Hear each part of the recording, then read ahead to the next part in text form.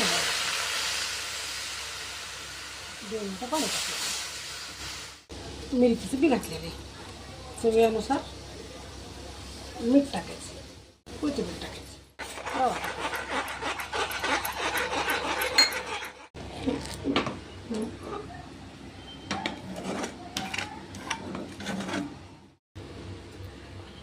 आपल्याला एवढंसं थोडंसं त्याच्यामध्ये तेल टाकायचं. मेदूवडा, आता मेदूवडा तयार. आता आपण ह्याला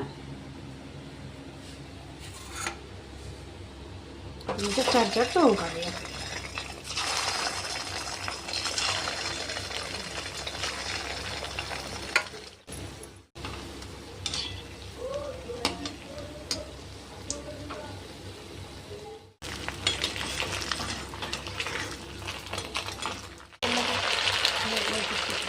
केलेला आहे, तळून काढलेला आहे मेदूवडा रव्यापासून तयार झालेला आहे.